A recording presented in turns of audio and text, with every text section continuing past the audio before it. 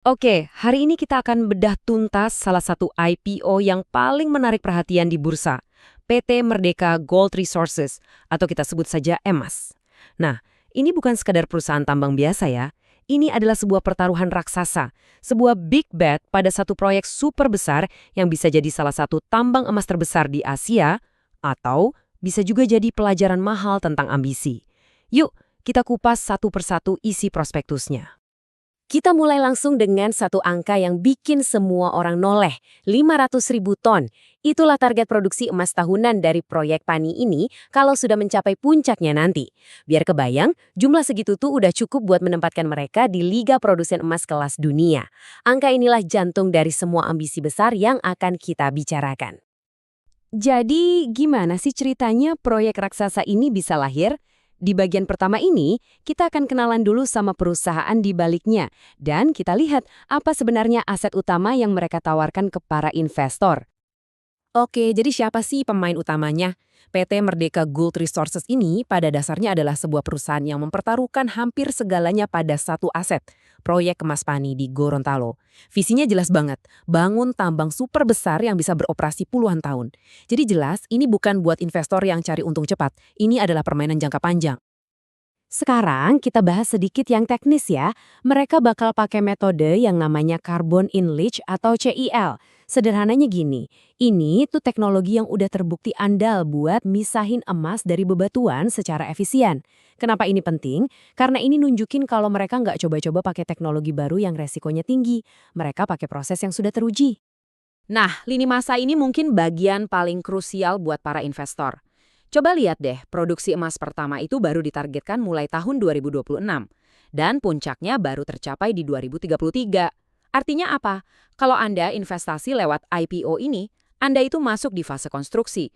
Anda bukan beli perusahaan yang udah untung, tapi Anda mendanai pembangunannya. Ini maraton, bukan lari sprint. Tentu saja, ngebangun proyek segede ini dari nol butuh modal yang luar biasa besar. Nah, disinilah IPO ini berperan. Yuk kita lihat seberapa banyak uang yang mereka butuhkan dan dari mana asalnya. Oke, ini dia angkanya. Targetnya itu mengumpulkan dana sampai 4,88 triliun rupiah. Ini valuasi yang sangat besar untuk sebuah perusahaan yang, ingat ya, belum menghasilkan pendapatan sepeser pun. Valuasi ini murni didasarkan pada optimisme dan janji masa depan dari proyek mereka. Lalu uang investor ini mau dipakai buat apa aja? Sebagian besar tentu saja bakal dipakai untuk konstruksi tambang. Tapi coba perhatikan poin kedua. Sebagian dana IPO akan dipakai buat bayar utang ke perusahaan induknya, MCG. Nah ini poin yang menarik. Artinya uang dari investor publik nggak cuma buat bangun proyek, tapi juga buat melunasi utang ke investor awal, yaitu si induk perusahaan. Ini hal yang wajar kok, tapi penting untuk Anda ketahui. Setelah kita tahu rencana mereka, sekarang saatnya kita intip dapur keuangan mereka. Gimana sih kesehatan perusahaan ini sebelum tambangnya mulai menghasilkan uang? Kalau kita lihat, total aset perusahaan ini tumbuh pesat banget, sampai lebih dari 529 juta dolar di tahun 2024.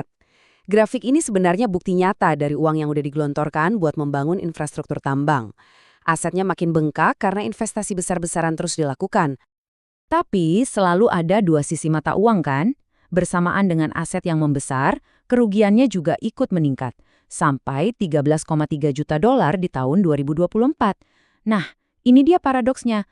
Asetnya makin gede, tapi kok lubang kerugiannya juga makin dalam. Maksudnya apa nih? Jadi, poin krusialnya begini. Perusahaan ini masih ada di tahap prapendapatan. Kerugian yang kita lihat tadi itu bukan cerminan kegagalan operasional, tapi itu adalah biaya investasi modal yang super besar yang memang dibutuhkan buat membangun tambang dari nol.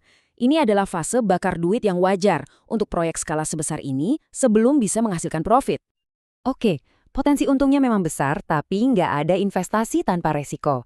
Analisis yang jujur ya harus lihat dua-duanya. Sekarang mari kita buka halaman prospektus yang ngebahas jalan terjalnya, resiko-resiko apa aja yang harus mereka hadapi. Risiko operasionalnya ada beberapa lapis. Yang paling utama, tentu saja nasib perusahaan ini diikat sama harga emas dunia. Kalau harga emas anjlok, ya nilai proyek ini ikut turun. Terus ada resiko semua telur dalam satu keranjang. Keberhasilan mereka ya cuma bergantung pada satu proyek ini, proyek Pani. Ditambah lagi resiko klasik proyek raksasa. bisa molor, biaya bengkak, dan gangguan di lapangan seperti penambangan ilegal. Dan ini mungkin resiko paling fundamental dalam bisnis tambang. Kutipan ini saya ambil langsung dari prospektus mereka, dan ini pengingat yang sangat penting. Semua angka cadangan emas yang kelihatan fantastis itu adalah estimasi. Meskipun didasarkan pada sains, estimasi itu bukan jaminan.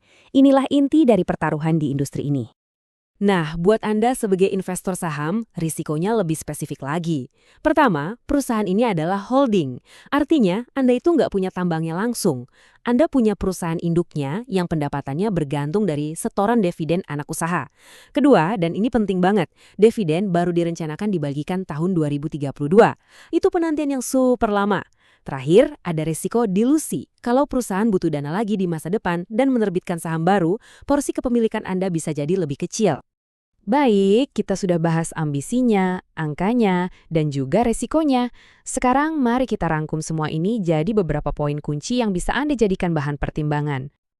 Inilah inti pertaruhan investasi di saham emas. Di satu sisi potensinya luar biasa, skala proyek raksasa, cadangan yang signifikan, dan umur tambang yang bisa puluhan tahun.